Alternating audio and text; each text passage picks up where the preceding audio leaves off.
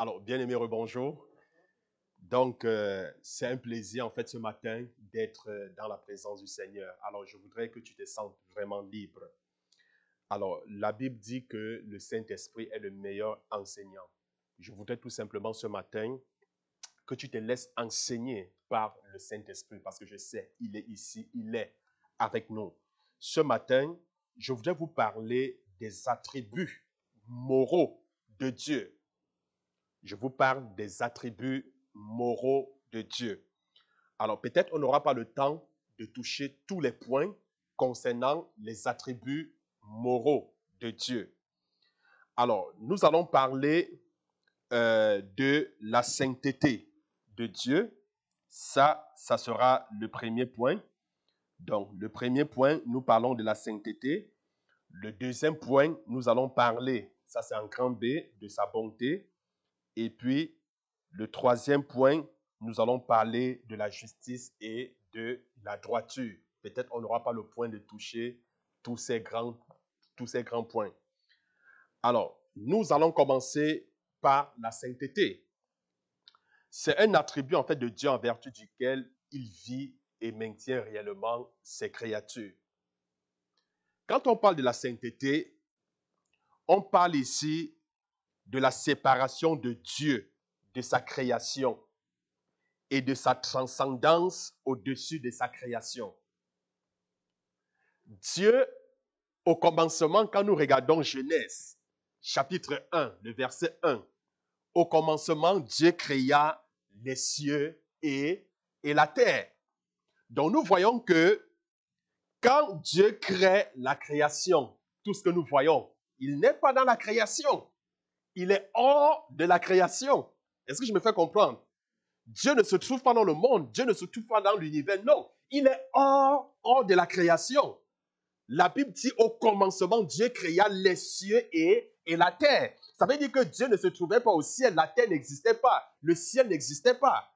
Donc Dieu n'était pas dans la création, donc il était séparé. Donc, quand nous parlons de la sainteté, on parle de la séparation de Dieu, de sa création et de sa transcendance au-dessus de sa création. Donc nous voyons, quand on parle de la transcendance, nous voyons que Dieu est au-dessus de la création.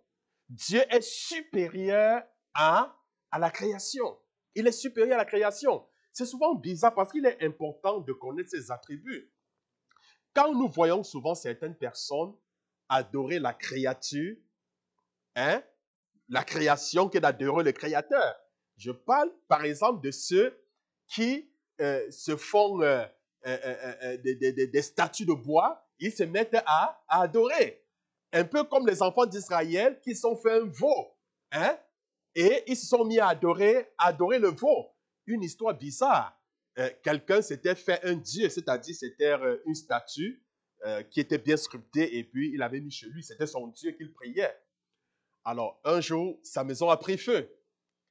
Alors, il sortait en fuyant et quand il était dehors, il s'est rendu compte que son Dieu était en train de brûler dans les flammes. Et il allait sauver son Dieu dans les flammes. Alors, je me pose la question, c'est son Dieu qui le sauve ou alors c'est lui qui sauve son Dieu? Donc, bien aimé, il est important de comprendre que Dieu est séparé de sa création. Il est important de comprendre que Dieu est supérieur à la création. C'est la raison pour laquelle le monde ne peut pas le contenir. Il est trop haut qu'on ne peut l'atteindre, il est trop large qu'on ne peut le contourner. Le monde ne peut pas le contenir parce qu'il est séparé de la création. Bien aimé, son caractère éternel, immaculé et son excellence morale positive. Oui, il a un caractère éternel. Il a une excellence morale positive. Je dis bien une excellence morale positive. Il est séparé de tout ce qui est moralement mauvais et de tout péché. Dieu est séparé de tout ce qui est moralement péché et de tout ce qui est mauvais. Il est complètement séparé.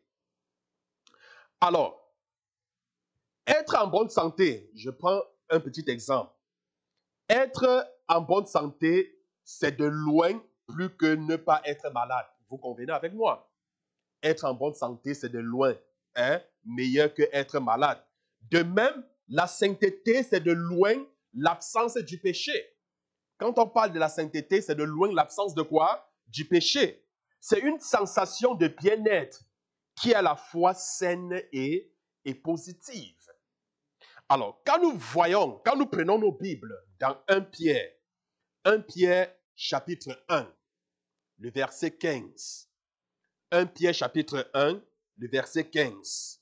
La Bible dit, mais, puisque celui qui vous a appelé est saint, vous aussi, soyez saints dans toute votre conduite, selon ce qu'il est écrit.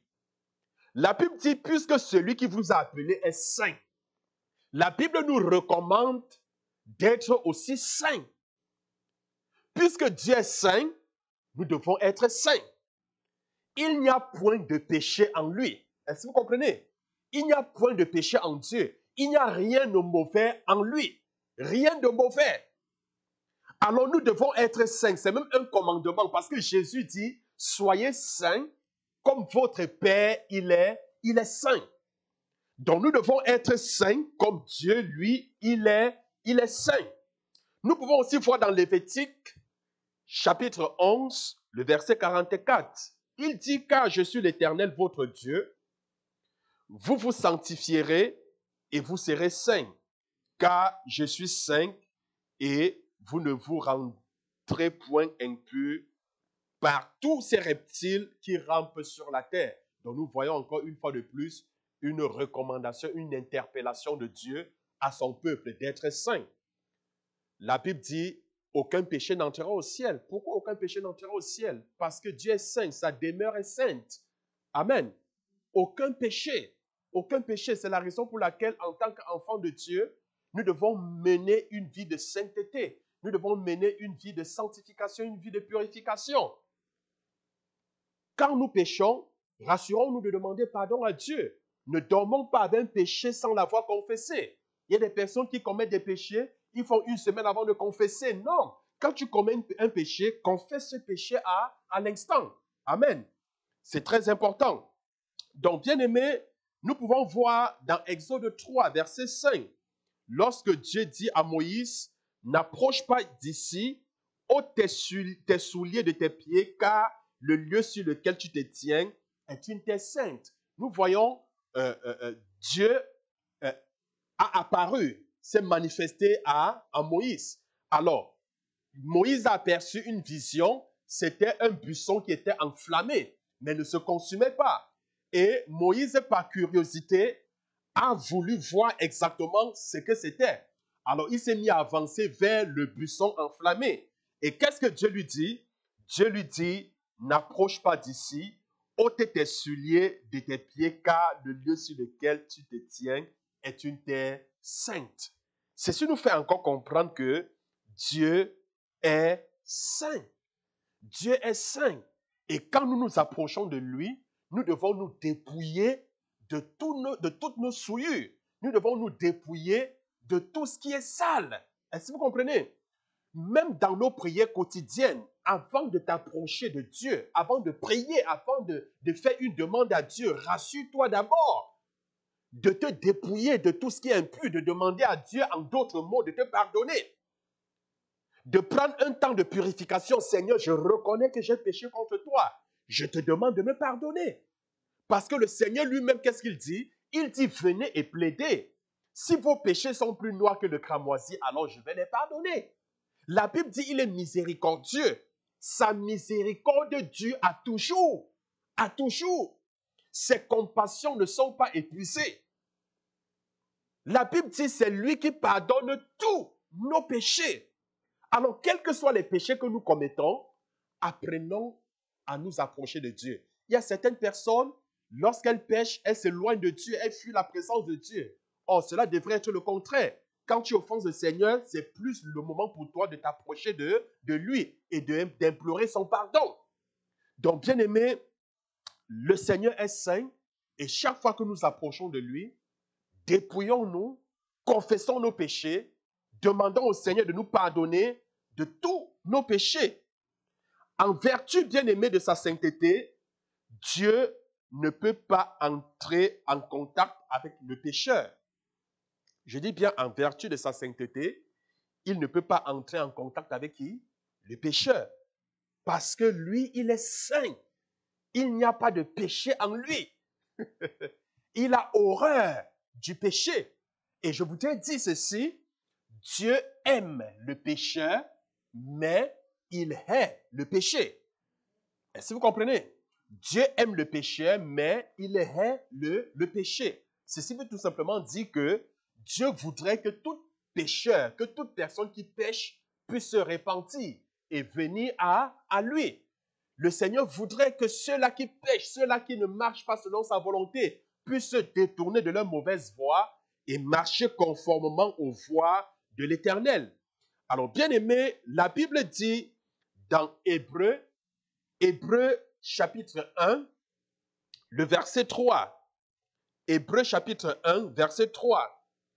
La Bible dit, et qui étant le reflet de sa gloire et l'empreinte de sa personne, et soutenant toutes choses par sa parole puissante, a fait la purification des péchés et s'est assis à la droite de la majesté divine dans les cieux, dans les lieux très hauts de temps pour moi. Donc, comme je vous disais, en vertu de sa sainteté, Dieu ne peut pas entrer en contact avec le péché. Il ne peut pas. C'est un Dieu saint. Un Dieu saint. Bien-aimé, la réaction de l'homme devant la révélation de sa sainteté, devant la sainteté de Dieu, est un sentiment d'insignifiance complète et une prise de conscience de son impureté et de sa nature pécheresse. Quand l'homme se trouve devant la sainteté de Dieu, il se rend compte qu'il est insignifiant. Il se rend compte de sa nature pécheresse.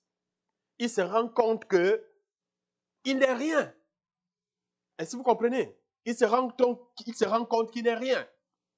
Dans Ésaïe chapitre 6, le verset 5. Ésaïe chapitre 6, verset 5. Alors je dis, malheur à moi, je suis perdu, car je suis un homme dont les lèvres sont impures. J'habite au milieu d'un peuple dont les lèvres sont impures. Et mes yeux ont vu le roi, l'Éternel des armées. Alors, bien aimé, je vous parlais de la réaction de l'homme devant la révélation de sa sainteté.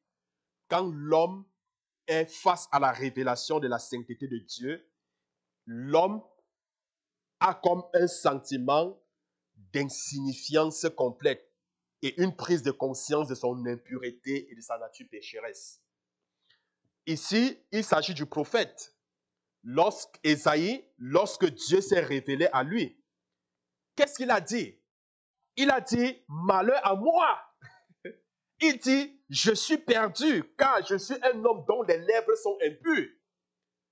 Quand Dieu s'est manifesté à lui, il s'est rendu compte de son impureté. Il s'est rendu compte de sa condition pécheresse. Il a dit, malheur à moi, je suis perdu car je suis un homme dont les lèvres sont impures. J'habite au milieu d'un peuple dont les lèvres sont impures. Et mes yeux ont vu le roi, l'Éternel des armées. L'Éternel des armées. Est-ce que vous savez la raison pour laquelle un homme Moïse même a demandé à voir Dieu face à face. Mais Dieu lui a dit, non Moïse, aucun homme ne peut me voir et rester en vie. Aucun homme ne peut me voir et rester en vie. Je vais passer devant toi et puis tu vas juste voir le derrière. Est-ce que vous comprenez? Dieu est tellement saint au point où sa sainteté peut détruire le pécheur. Est-ce que vous comprenez? Ça veut dire que si Dieu se révèle à un pécheur, si Dieu se révèle à toi, se manifeste comme ça, sa sainteté peut te consumer. Quand vous regardez l'Ancien Testament, regardez comment est-ce que le tabernacle était construit. Le tabernacle, c'était comme la maison de Dieu sur terre. Il y avait les pavis, il y avait le lieu saint et le lieu très saint. Alors, dans le lieu très saint se trouvait l'arche de l'alliance de l'Éternel. Et le lieu très saint était éclairé par la gloire manifestée de Dieu, appelée le Shekinah de Dieu, qui provenait directement de l'arche de l'alliance. Donc, c'était la gloire de Dieu qui émanait dans l'arche, qui émanait de l'arche et éclairait comme nous sommes par exemple dans cette salle. Nous voyons la lumière qui éclaire. Mais la lumière qui éclairait dans le lieu très saint, c'était la lumière qui émanait de l'arche. C'était la gloire de Dieu. Et une fois par an, le souverain sacrificateur se rendait dans le lieu très saint pour offrir des sacrifices pour le peuple. Et avant d'y entrer, qu'est-ce qu'il faisait? Il prenait un temps de purification. Il se purifiait lui-même, il y avait des rituels de purification. Et même quand il entrait, on lui attachait une corde tout autour des reins. Parce qu'il pouvait trouver la mort dans le lieu très saint. S'il ne s'était pas bien purifié, alors il trouvait la mort. Et comme il était le seul habilité à entrer, alors on tirait juste la corde pour faire sortir le corps. Vous comprenez? Pour faire sortir le corps. Donc, bien aimé, il est important de se confesser, de nous purifier avant d'aller dans la présence du Seigneur. Donc, la sainteté, c'est cet attribut de Dieu par lequel il a voulu se faire connaître, surtout dans l'Ancien Testament. Est-ce que vous comprenez? Alors, la sainteté de Dieu enseigne quoi? Quand on parle de la sainteté de Dieu, qu'est-ce que cela enseigne? La sainteté de Dieu enseigne en fait qu'il y a un abîme entre Dieu et le pécheur. Il y a une séparation entre Dieu et l'homme. C'est ce que la sainteté de Dieu nous enseigne. Il y a un grand abîme, il y a un grand fossé, il y a une grande séparation entre Dieu et l'homme. La Bible nous fait comprendre dans Ésaïe au chapitre 59, verset 1 et verset 2. Ésaïe au chapitre 59, verset 1 au verset 2. Non, la main de l'Éternel n'est pas trop courte pour sauver, ni son oreille trop dure pour entendre. Mais ce sont vos crimes qui mettent une séparation entre vous et votre Dieu. Ce sont vos péchés qui vous cachent sa face et l'empêchent de vous écouter. Bien-aimés, la Bible nous fait comprendre que il existe une séparation, il existe un fossé, il existe un abîme entre l'homme et Dieu. Et cette séparation, c'est quoi? C'est le péché. Le péché crée donc une fosse. Le péché crée donc une barrière, une séparation entre Dieu et nous et empêche Dieu d'agir en notre faveur. La Bible dit, est-ce que celui qui a créé les oreilles n'a-t-il pas les oreilles pour entendre nos prières? Il a les oreilles pour entendre. Est-ce que celui qui a créé les mains n'a-t-il pas les mains pour nous délivrer pendant les moments difficiles, pendant les épreuves, pendant les tribulations? Mais celui qui a créé la main, il en possède. Mais la Bible dit, ce sont nos péchés qui mettent une séparation entre Dieu et nous. Ce sont nos péchés qui nous cachent de sa face et l'empêchent d'agir. Je dis souvent, quand vous priez et quand vous ne recevez pas, il y a plusieurs raisons pour lesquelles nos prières ne sont pas exaucées. Alors, la première raison, ça peut être nos péchés. C'est que nos péchés ont mis une séparation et a empêché tout simplement Dieu de nous exaucer. C'est la raison pour laquelle, quand vous voulez faire une demande à Dieu, quand vous voulez prier, prenez toujours un temps de sanctification, d'accord? Un temps où vous demandez à Dieu de vous pardonner. Donc, vous éliminez donc ainsi ce blocage qui est le péché, qui peut entraver l'exaucement de vos prières. Donc, il est important, quand vous priez, de prendre un temps de sanctification. La Bible dit quoi? La Bible dit dans 1 Jean, chapitre 1, le verset 9, que si nous confessons avec foi nos péchés, alors il est juste et fidèle que Dieu nous pardonne de tous nos péchés et qu'il nous purifie de toutes nos iniquités. Et Dieu lui-même dit, venez et plaidez. Donc c'est le Seigneur lui-même qui nous appelle, qui nous demande de venir à lui et de plaider notre cause. Le Seigneur lui-même nous demande de venir et de lui demander de nous pardonner. Et il dit quoi? Il dit que si nos péchés sont plus noirs que le cramoisi, vous voyez le cramoisi? Il est tellement noir. Il dit si nos péchés sont plus noirs que le cramoisi, alors il va les laver de telle en sorte qu'ils deviennent blancs comme de la neige. Le Seigneur voudrait te laver. Le Seigneur voudrait te purifier. Ne t'éloigne pas de lui. Non, ne fuis pas de sa face. Quel que soit le crime que tu as commis, quelle que soit la faute que tu as commis, la Bible dit sa miséricorde de Dieu a toujours. Confesse tout simplement ton péché. Viens au Seigneur, demande au Seigneur de te pardonner. Et dans son amour immense, dans sa miséricorde, il va te pardonner. Il va te pardonner. Alors, quand tu commences ta prière en confessant tes péchés, en prenant ce moment, vous voyez que vous ôtez donc cet abîme qui vous sépare de Dieu et vous approchez ainsi du Seigneur. Alors, la deuxième raison pour laquelle nos prières ne sont pas exaucées, peut-être ce n'est pas le temps de Dieu. Vous avez demandé, certes, vous n'avez pas reçu. Rappelez-vous, Dieu n'agit jamais selon nos urgences, mais il agit selon son horaire à lui, parce que le temps de Dieu est le meilleur. Alors souvenez-vous, il y a un temps pour chaque chose. Il y a un temps pour chaque chose. Il y a un temps pour pleurer, il y a un temps pour se réjouir. Il y a un temps pour prier, il y a un temps pour l'exaucement. Mettons tout simplement notre confiance en Dieu, prions et attendons le temps de Dieu. Si tu as prié, tu n'as pas reçu, ça ne voudrait pas dire que le Seigneur ne t'a pas écouté. Peut-être ce n'est pas tout simplement le temps de Dieu. Tu peux peut-être penser que c'est le temps de Dieu pour toi. Mais écoute, le Seigneur connaît ce qui est bien pour toi et au moment opportun. Et je suis convaincu qu'au moment opportun, le Seigneur va te donner ce que tu lui as demandé. Alors, persiste tout simplement dans la prière. Et la troisième raison pour laquelle nous ne recevons pas, mais écoutez, peut-être parce que nous prions mal. Vous comprenez? Nous prions dans l'intention de satisfaire nos désirs personnels. Vous comprenez? Nous prions de manière égoïste. Dieu ne trouve pas son intérêt dans ce que nous lui demandons. Ça peut être une raison. Est-ce que vous comprenez? Donc nous prions pour satisfaire les désirs de la chair. Nous prions de manière égoïste. C'est la raison pour laquelle nous ne recevons pas. Et la quatrième raison pour laquelle nous ne recevons pas, mais écoutez, peut-être c'est une attaque de l'ennemi. Vous comprenez? Peut-être c'est l'ennemi qui est en train de faire blocage. Regardez Daniel, quand vous regardez Daniel chapitre 9, chapitre 10, la Bible déclare, Daniel a pris un jeûne de 21 jours. Il était au 21e jour de son jeûne, alors que sa prière avait été exaucée depuis le premier jour. Mais il n'avait jamais reçu, il n'avait pas encore reçu l'exaucement. Il n'avait pas encore vu la réponse, mais pourtant depuis le premier jour, il avait été exaucé. Qu'est-ce qui s'est passé? La Bible déclare la solution à son problème était retenue dans les airs par le roi des Perses. Le roi des Perses, c'est qui? C'est le symbole de Satan lui-même.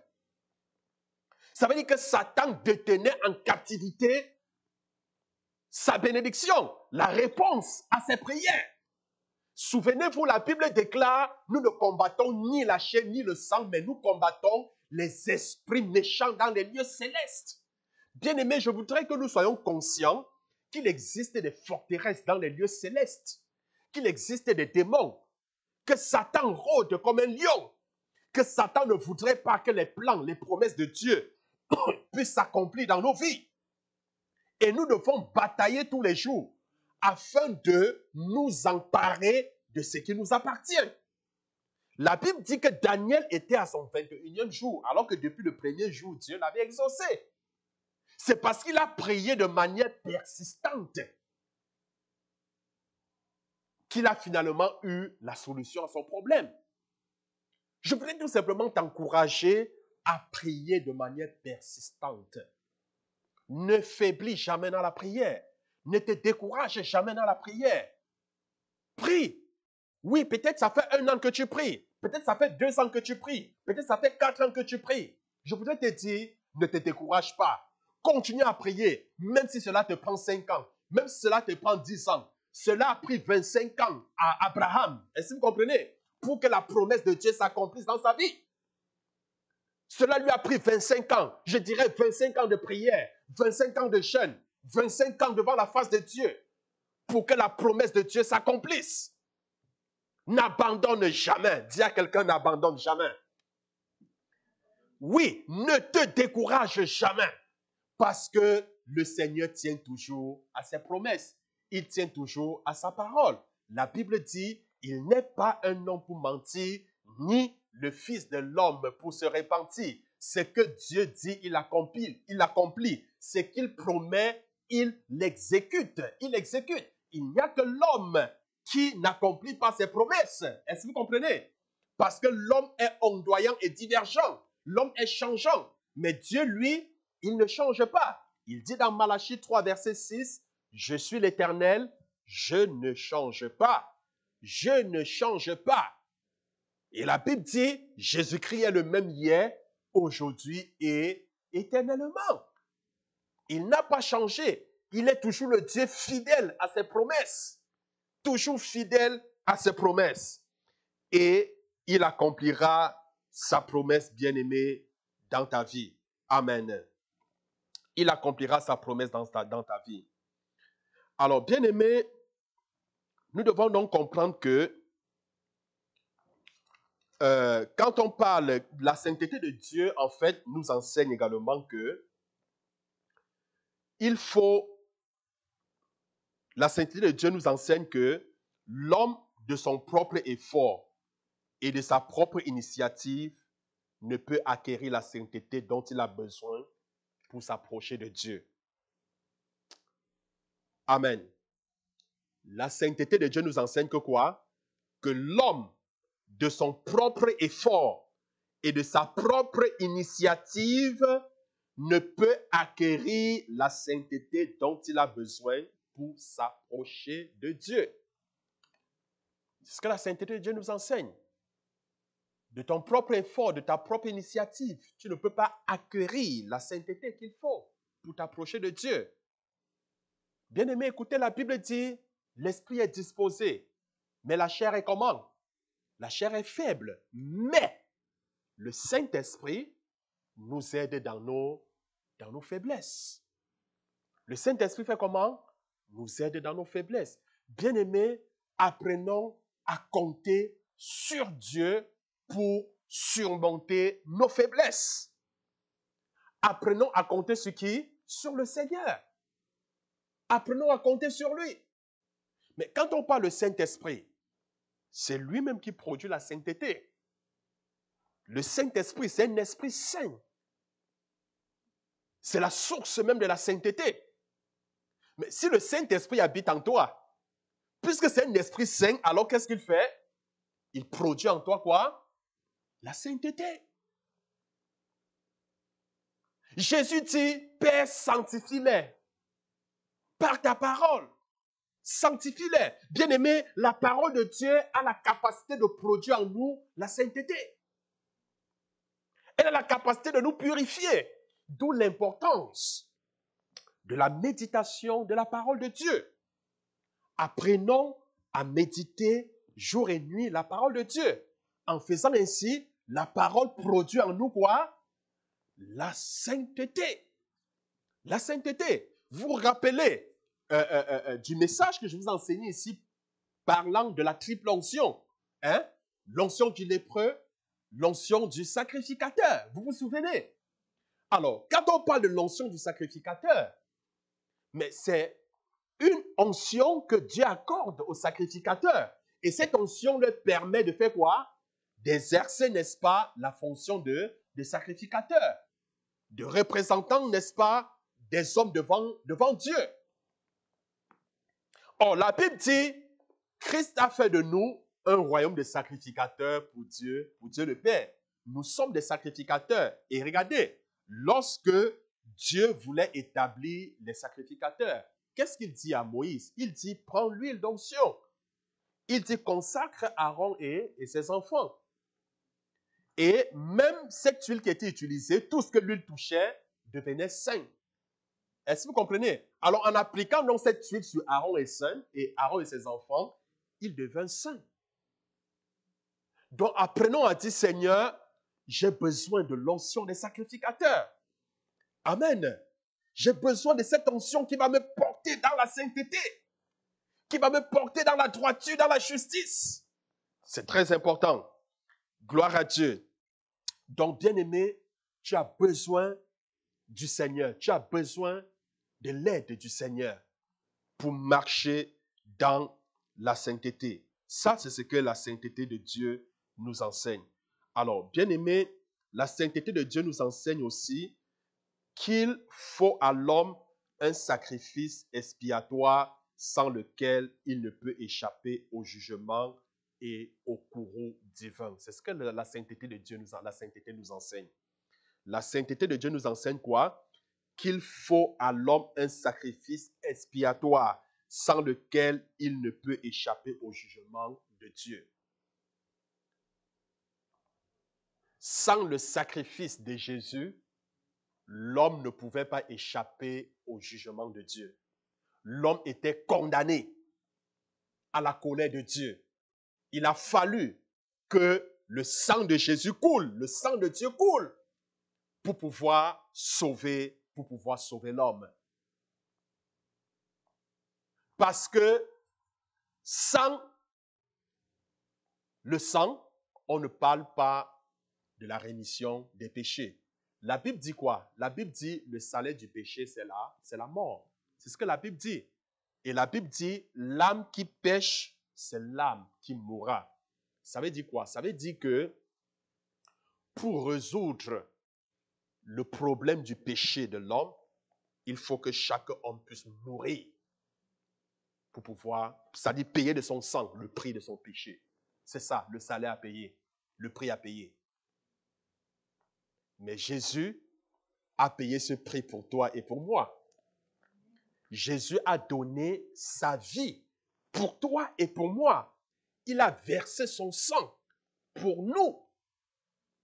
Donc, la mort, en fait, que nous étions supposés mourir à cause de nos péchés, puisque la Bible dit le salaire du péché, c'est quoi? C'est la mort. Alors, Jésus a pris cette mort sur lui. Il est mort à notre place. Ça veut dire que nous n'avons plus à payer cette dette parce que Jésus l'a payé pour nous. Et par cette action, qu'est-ce qu'il a fait? Il nous a purifiés de tous nos péchés.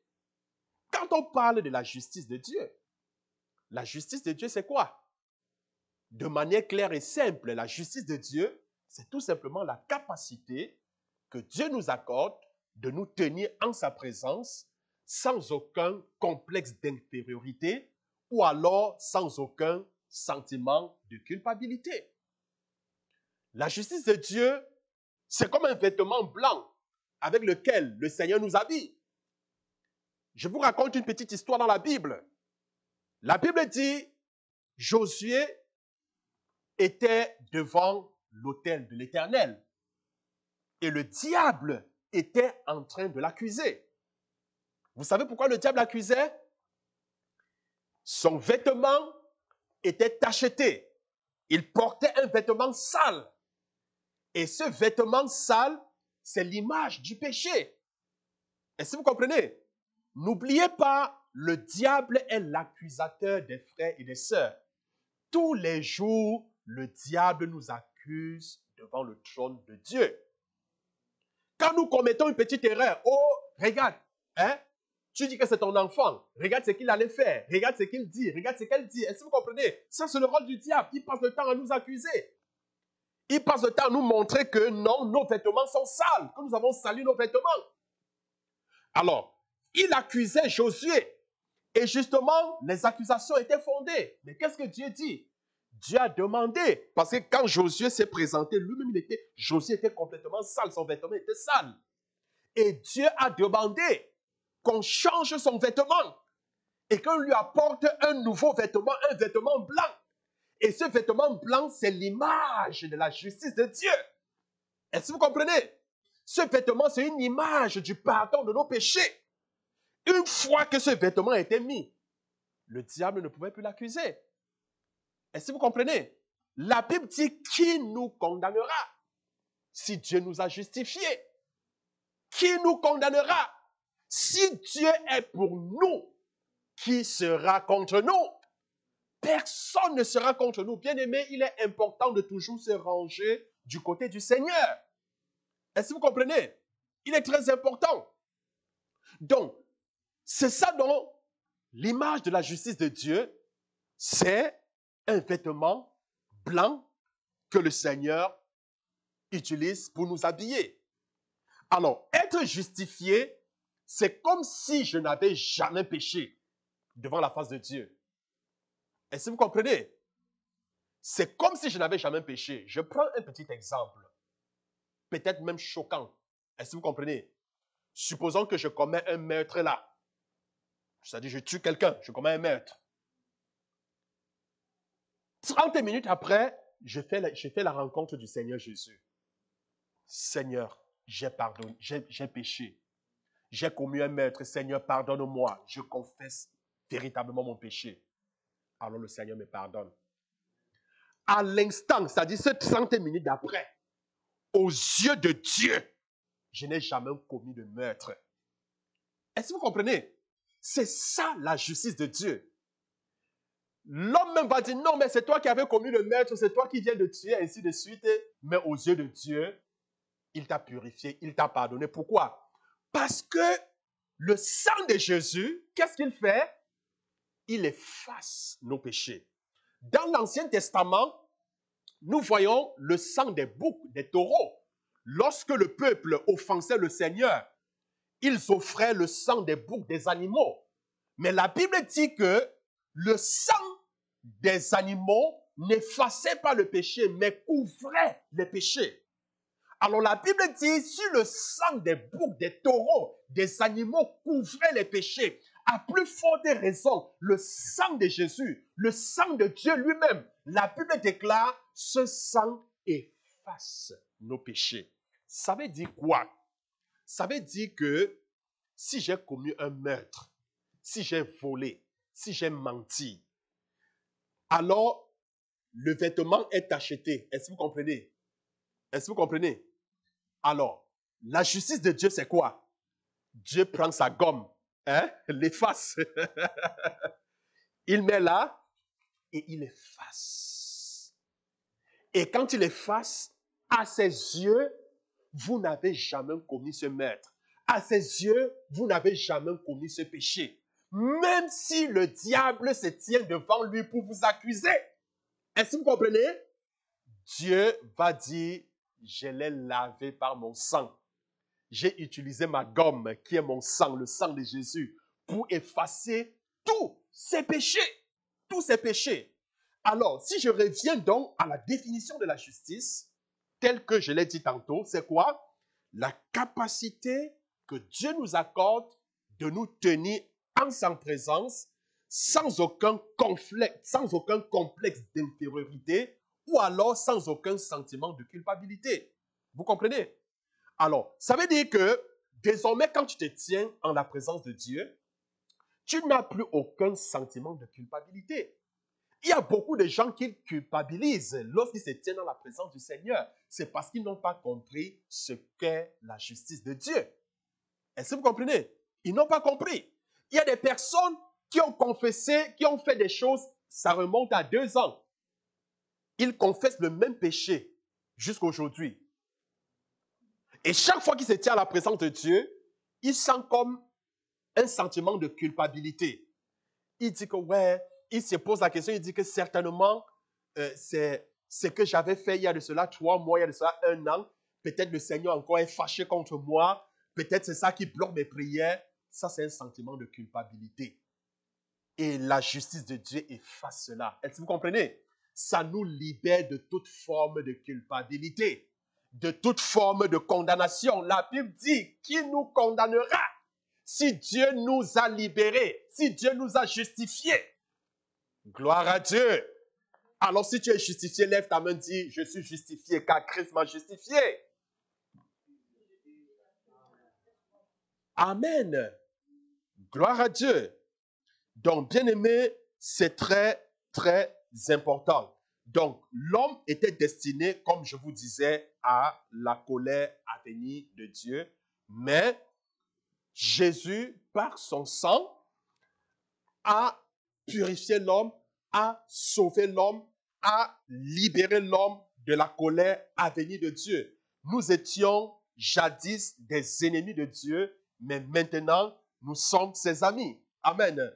Nous sommes ses enfants.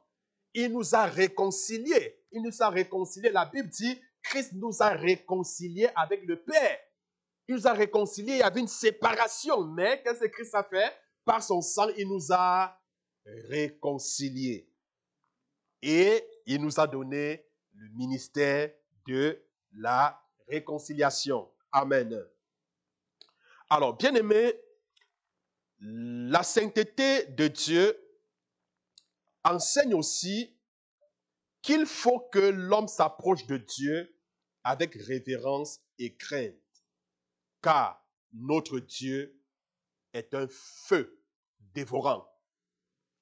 C'est un feu dévorant. La sainteté de Dieu nous enseigne qu'il faut que l'homme s'approche de Dieu avec révérence et crainte, car notre Dieu est un feu dévorant. Donc, bien aimé, quand nous approchons de Dieu, nous devons nous approcher avec révérence, avec crainte. La crainte est différente de la peur. Nous ne devons pas avoir peur de Dieu, mais nous devons craindre Dieu. D'accord? Nous devons craindre Dieu. C'est très important. La Bible dit dans Hébreu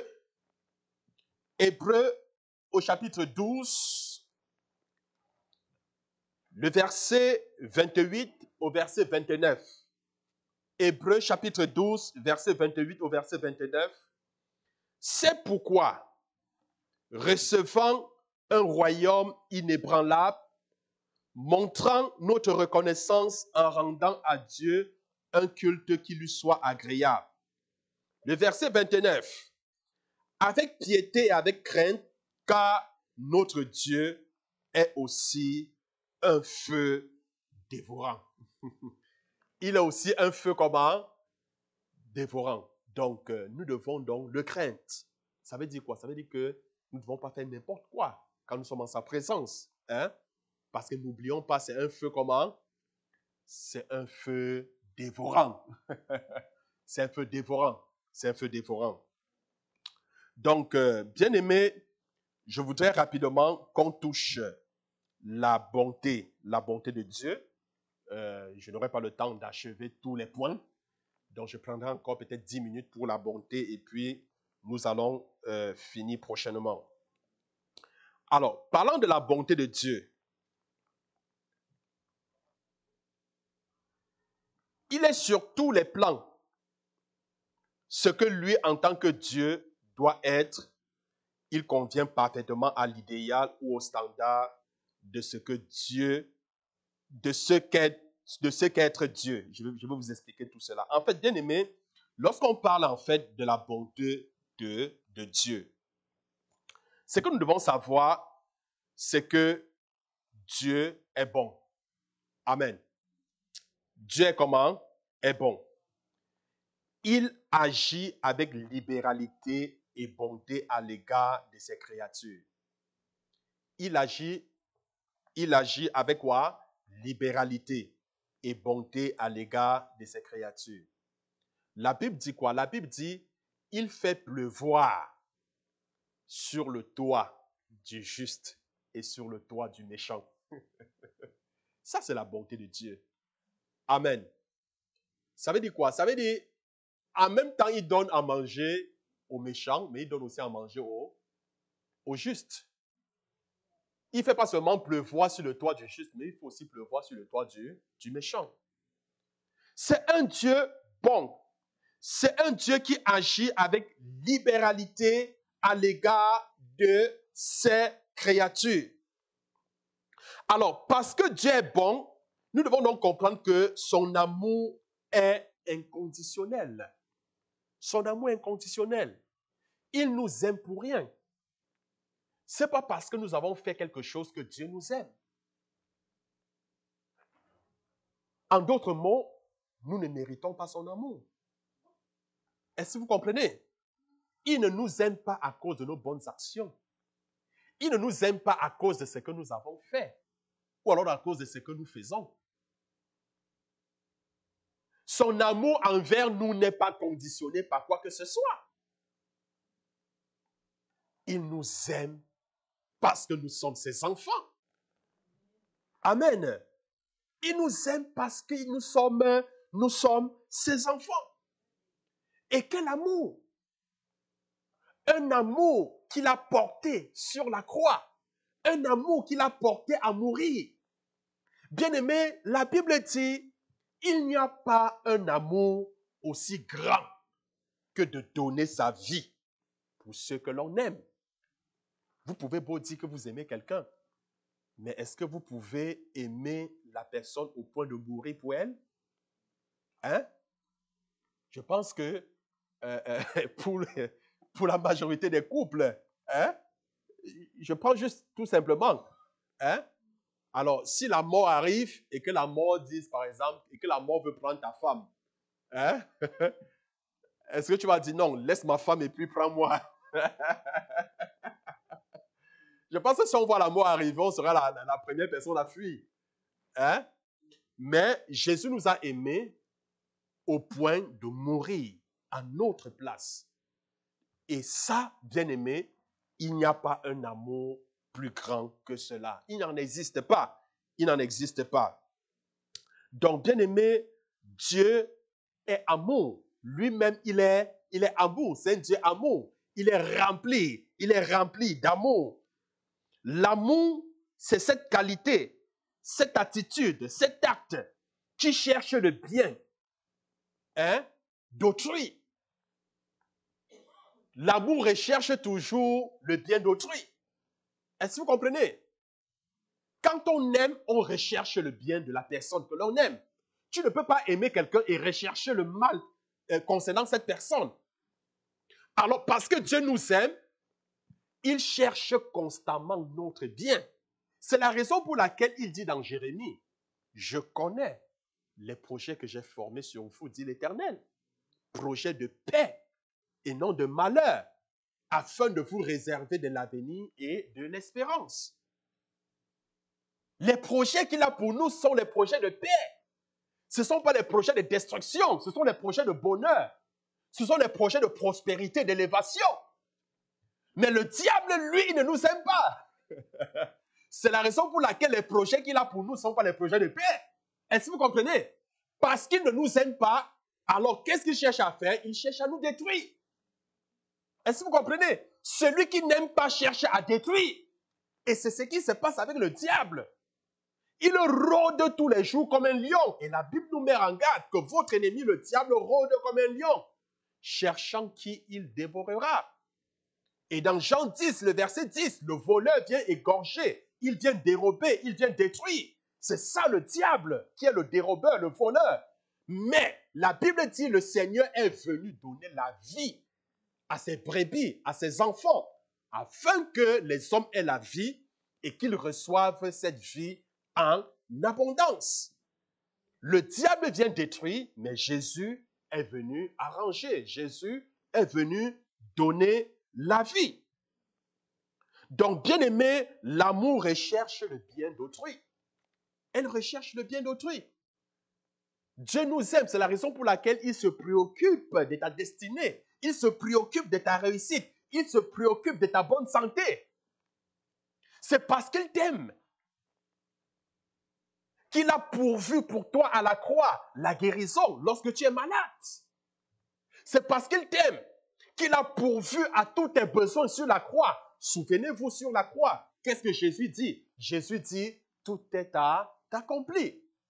Il a tout accompli pour toi parce qu'il t'aime. Amen.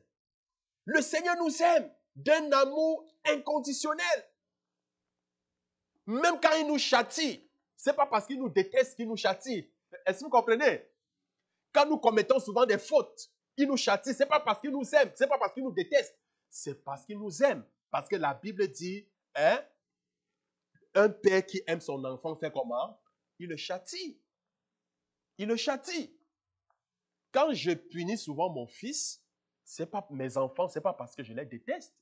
C'est par amour pour eux que je les punis. Est-ce que vous comprenez? C'est la même chose. Quand Dieu nous inflige souvent certaines corrections, ce n'est pas parce que Dieu nous déteste, c'est parce qu'il nous aime et il veut de notre bien. Gloire à Dieu. C'est très important. Donc, bien aimé, l'amour de Dieu de loin surpasse ce qu'on peut dire, ce que l'homme peut penser. L'amour de Dieu au-delà de ce que l'homme peut imaginer. Je dis bien au-delà. Au-delà de ce que l'homme peut imaginer. Et l'amour de Dieu est une source de réconfort. Je dis bien une source de réconfort pour le croyant. C'est une source de réconfort. Tu dois comprendre que le Seigneur t'aime d'un amour immense. Et cela devrait être une source de réconfort pour toi. Malgré tes erreurs, malgré tes faiblesses, malgré tes difficultés, le Seigneur t'aime. Il t'accepte tel que tu es. Il t'a pris tel que tu es. Il ne t'aime pas pour ce que tu es. Il ne t'aime pas pour ce que tu fais. Il ne t'aime pas pour ce que tu vas faire. Mais il t'aime parce que tu es son enfant. Il t'aime tel que tu es. N'est-ce pas merveilleux? C'est merveilleux, bien-aimé. Gloire à Dieu. Alors, parce qu'il t'aime, il fera tout en ta faveur. Amen. Tu seras favorisé. Tu seras comment? Favorisé. Vous savez ce que favoriser, le mot favoriser veut dire? Favoriser veut dire être préférable à l'autre. Amen. Être préférable à l'autre. C'est ça la faveur de Dieu. Ça veut dire quoi? Ça veut dire que tu t'en vas postuler pour un emploi. Parce que tu es son enfant. Il t'aime. Alors, s'il y a 1000 personnes qui postulent au même emploi, alors toi, tu auras la faveur de Dieu. Ça veut dire quoi? Que tu seras préférable aux autres. Je n'ai pas compris. Amen. C'est ça la faveur de Dieu. Parce que Dieu nous aime, alors sa faveur est avec nous partout où nous sommes. Sa faveur nous accompagne. Nous avons sa faveur. Gloire à Dieu. Bien-aimé, parce qu'il nous aime, je voudrais tout simplement vous dire, il est un père qui connaît et sait ce dont ses enfants ont besoin. Il connaît, il sait ce dont ses enfants ont besoin. Mais écoutez, souvent nous avons l'habitude de, je ne sais pas trop l'image que nous faisons souvent de Dieu.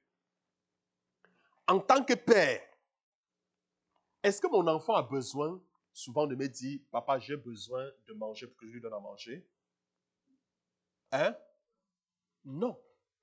Il y a des choses que je pourvois naturellement. Hein? Je sais que l'enfant a besoin de ceci. Je mets tout à sa disposition comme un père. Le Seigneur, il en fait de même.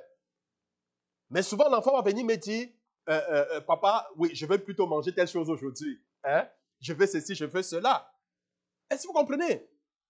Mais notre Dieu, notre Père connaît et sait ce dont nous avons besoin. Est-ce que vous comprenez? Au-delà même de la relation père-enfant naturelle, le Seigneur connaît ce qui est mieux pour toi. Je peux me tromper pour ce qui est mieux pour mon enfant. Est-ce que vous comprenez? Je peux prétendre le connaître. Je ne suis pas Dieu. Vous comprenez? Mais Dieu, lui, il nous connaît mieux que nous-mêmes. Nous pouvons demander quelque chose croyant que c'est bien pour nous. Mais Dieu sait que cette chose que nous demandons n'est pas mieux pour nous. Alors nous demandons une chose X, il nous donne plutôt une autre chose Y. Parce qu'il sait que c'est Y qui est bien pour toi et non X qui est bien pour toi. Est-ce que vous comprenez? Il connaît ce qui est bien pour toi. Bien-aimé, il donne gratuitement toute bonne chose à ses enfants. Il donne toute bonne chose gratuitement à ses enfants. Tout ce qu'il nous donne, ce n'est pas parce que nous méritons. Est-ce que vous comprenez? Parce qu'il nous aime. Il nous donne gratuitement. Gratuitement. Ce n'est pas par mérite. La Bible dit quoi? La Bible dit, c'est la bénédiction de l'Éternel qui enrichit. Il ne la fait suivre d'aucun chagrin. Il ne fait suivre sa bénédiction d'aucun chagrin. Parce qu'il nous aime, alors il nous donne gratuitement toutes bonnes choses. Il nous donne gratuitement toutes bonnes choses. Gloire à Dieu. Ça veut dire quoi? Ça veut dire, si tu as une maison, Rends grâce à Dieu. Ce n'est pas parce que tu as mérité. Ce n'est pas parce que tu as travaillé fort. Est-ce que vous comprenez? Il y en a qui ont travaillé 1000 fois que toi, mais ils n'ont pas ce que tu as. Est-ce que vous comprenez? Rends grâce à Dieu.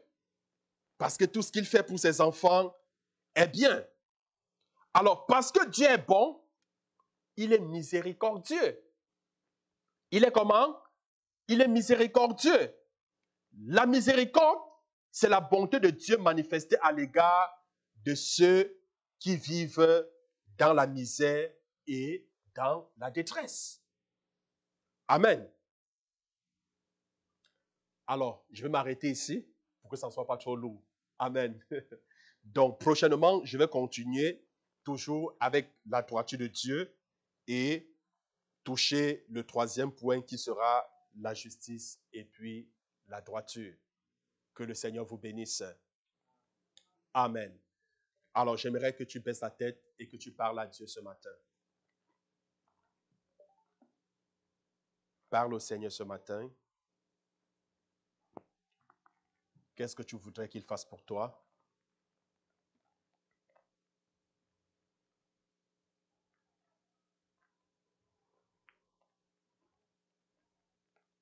Parle au Seigneur ce matin. Nous avons parlé des attributs moraux de Dieu.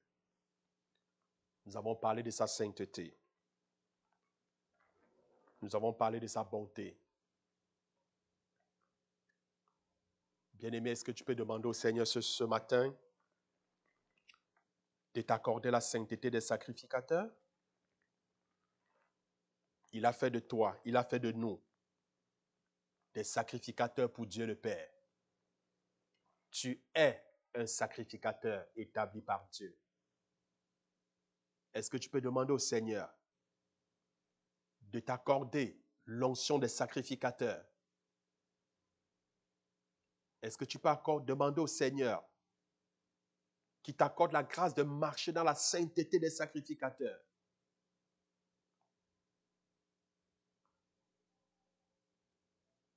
La Bible dit l'esprit est disposé, la chair est faible. Mais le Saint-Esprit nous aide dans nos faiblesses. Est-ce que tu peux demander ce matin à Dieu qu'il t'aide dans tes faiblesses? Est-ce que tu peux demander au Saint-Esprit de t'aider à surmonter tes faiblesses? Est-ce que tu peux lui demander de te remplir? De te remplir? Tu as besoin de lui, tu as besoin de sa force. Tu as besoin, oui, afin de surmonter à tes faiblesses. La Bible déclare notre corps est le temple du Saint-Esprit. Le Saint-Esprit, celui qui produit la sainteté de Dieu. Est-ce que tu peux demander que le Saint-Esprit puisse te remplir, que sa plénitude habite en toi, que sa sainteté émane de toi, émane de ton caractère. La Bible dit, soyez saints comme votre Père est saint. Bien-aimé, que le Seigneur t'accorde la grâce de marcher dans la sainteté requise. Bien-aimé, le Seigneur est bon. Est-ce que tu peux bénir le Seigneur pour sa bonté? Sa bonté durera toujours. Sa miséricorde et ses compassions ne sont jamais épuisées. Il fait pleuvoir sur le toit du juste et du méchant. Le Seigneur nous aime d'un amour inconditionnel. Parce qu'il nous aime, il nous donne toutes bonnes choses gratuitement. Est-ce que tu peux dire merci au Seigneur? Parce qu'il t'aime, pas à cause de ce que tu es, pas à cause de ce que tu fais, pas à cause de ce que tu vas faire. Il t'aime gratuitement. Il t'aime gratuitement. Tu n'as rien fait pour mériter son amour. Est-ce que tu peux lui dire merci pour cette grâce que tu as trouvée à ses yeux, pour cet amour qu'il t'accorde, cet amour qu'il a porté sur la croix, au point de donner sa vie pour toi. Bien-aimé, il n'y a pas un amour aussi grand que de dessaisir sa vie pour ceux que l'on aime.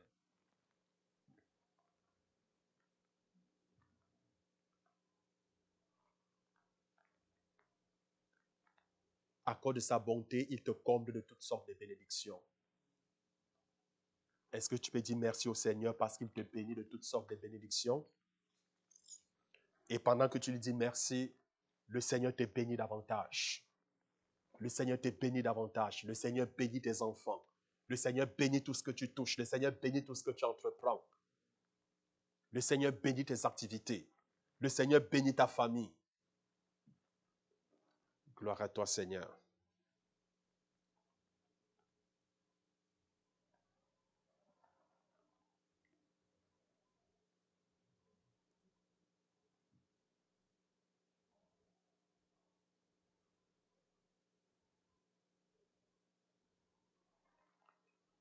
Au nom de Jésus. Alors, je voudrais que tu fasses, que tu demandes une dernière chose à Dieu. Le dernier sujet. Qu'est-ce que tu voudrais que le Seigneur fasse pour toi? Qu'est-ce que tu aimerais que le Seigneur fasse pour toi ce matin? J'aimerais que tu baisses la tête et que tu parles à Dieu. Le Seigneur t'écoute. Que voudrais-tu qu'il fasse pour toi? N'oublie pas, comme un père, le Seigneur sait ce qui est bien pour nous. Et le Seigneur dit, si un enfant allait vers son père pour lui demander du pain ou du poisson, lui donnera-t-il un serpent ou un scorpion? Le Seigneur dit, si nous les hommes, si méchants que nous sommes, savons donner de bonnes choses à nos enfants, combien de fois lui, notre Père, refusera-t-il de donner le Saint-Esprit à celui qui demande? Combien de fois lui, notre Père, refusera-t-il de combler nos besoins, nos désirs? Bien-aimé, il est notre Père. C'est lui qui nous a créés. C'est lui qui nous a appelés. Que voudrais-tu qu'il fasse pour toi? Parle comme un enfant parle à son père et dis-lui, Père, j'ai besoin de cette chose parce que j'en ai besoin pour ceci et pour cela. J'en ai besoin pour la gloire de ton nom. Parle au Seigneur comme un père parle à ses enfants. La Bible dit, celui qui a créé l'oreille, n'a-t-il pas l'oreille pour entendre? Celui qui a créé la bouche, n'a-t-il pas la bouche pour parler? Celui qui a créé la main, n'a-t-il pas les mains pour délivrer? Bien-aimé, le Seigneur a les oreilles pour t'entendre. Il a la bouche pour parler. Il a la main pour pouvoir agir. Que veux-tu qu'il fasse pour toi? Que veux-tu qu'il fasse pour toi? Que le Seigneur t'accorde selon ta foi. Que le Seigneur t'accorde, oui, ce désir de ton cœur. Merci Seigneur, parce que tu le fais. Que ton nom soit glorifié. Au nom de Jésus-Christ, nous avons prié. Amen. Amen. Alors, bien-aimés, je vous souhaite à tous et à toutes un bon dimanche et surtout un bon début de semaine. Que la grâce de Dieu soit avec chacun de nous. Que sa présence aille avec chacun de nous. Que tout ce que nous allons faire, que cela puisse nous réussir. Que les anges de Dieu nous accompagnent. Et que le plan de l'ennemi soit voué à l'échec. Que le Seigneur t'accorde de marcher dans la sainteté des sacrificateurs parce que tu es un sacrificateur de Dieu, le Père. Bien-aimé, tu es un enfant béni. Alors, quand tu sors d'ici, quelqu'un te dit comment tu vas, dis-lui, je suis béni. Amen. Quelqu'un dit comment tu vas, dis-lui, je suis béni. Ne dis pas non, ça ne va pas en tout, c'est difficile. Non, dis-lui, je suis un enfant béni. Je suis béni de Dieu. Quelqu'un dit comment ça va, qu'est-ce que tu réponds? Je suis béni. Durant toute la semaine, si quelqu'un te dit comment ça va, dis-lui, je suis béni. Car j'ai un Père qui m'aime et qui est avec moi, qui me comble. Gloire à Dieu. Que le Seigneur vous bénisse.